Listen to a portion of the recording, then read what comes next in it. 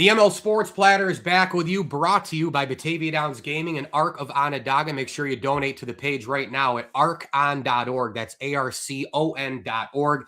Buffalo Bills great. Jerry Ostroski, a media man himself, now breaking down the team.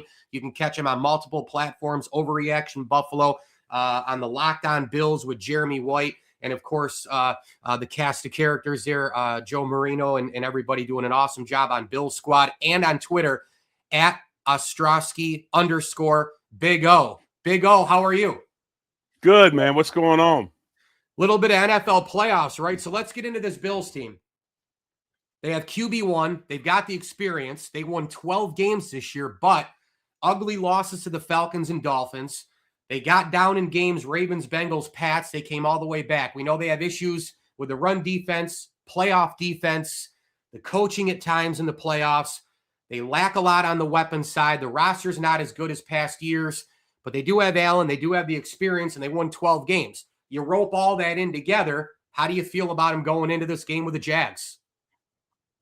Well, I think this is obviously a tough draw. I mean, Jacksonville's playing very, very well. 8 straight games, second in the league, I believe, in turnover differential. This is a group that has found their groove later in the season. With that being said, I think Buffalo's done some good things later in the season as well. You got to remember this defense since Thanksgiving, I believe, is third overall in the league. They're number one in pass defense. So if you look at this game and how this whole thing matches up, while Jacksonville's an incredibly tough opponent, you're looking at the fact where you got strengths on strengths. You got a Buffalo pass defense against a very prolific Jacksonville pass offense, especially since they picked up Jacoby Myers. Then you've got the Buffalo running game versus the number one rushing defense in the league. So a classic strength-on-strength matchup in the wild card division or wild card first round. There are so many people out there, a lot of talking heads, a lot of annoying national talking heads who say, well, no Chiefs, no Ravens, no Bengals, no Burrow, Mahomes, and Lamar. Come on, Josh Allen, step it up. The pressure's on you. What a bunch of BS that is from my seat, because even though they're not in there, Jerry, you played the game. You know the game as well as anybody. Sometimes it doesn't matter if the normal elite teams are in there. Every season takes on its own storyline or storylines, and they were replaced, those teams, right, by really good and good teams, different teams, up-and-coming teams. You still have to go on the road. There's new coaches, new ideas, new schemes, new players. Teams made moves at the deadline, which Brandon Beane didn't do. You look at Jacoby Myers with the Jaguars. That was a huge move. I think it's a bunch of BS. The Kings aren't in it, and the Chiefs, whoop-de-doo, there's still more good and really good, which makes it, I'm not going to say as difficult because the Chiefs are, quasi-dynasty, but come on. The competition's still there. That's a terrible take, right? I think it depends on how you think, man. And I kind of agree with Mina Kimes in the fact that I don't think wins are a quarterback stat. I don't think they are. I think that wins are a team stat. I mean, football is still the greatest team sport in the world. It always will be.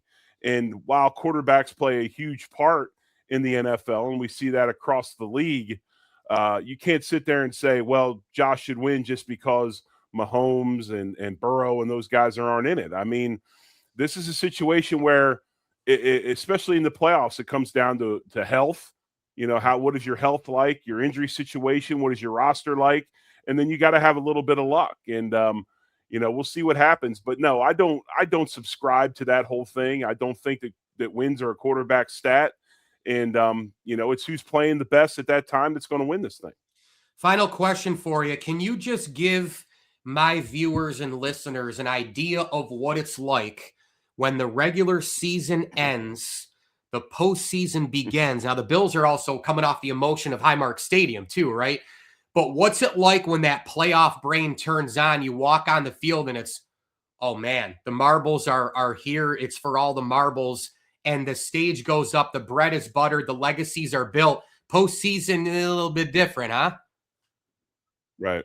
No, I think so. I mean, obviously, three seasons in the NFL season. You got preseason, regular, and then playoffs. And playoffs, things jump way up as far as the intensity and all that. Now, I'm going to say this.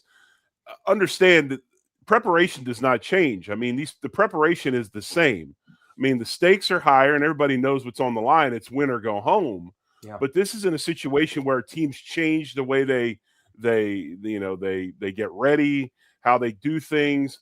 I mean, they're going to do the same stuff they did all season.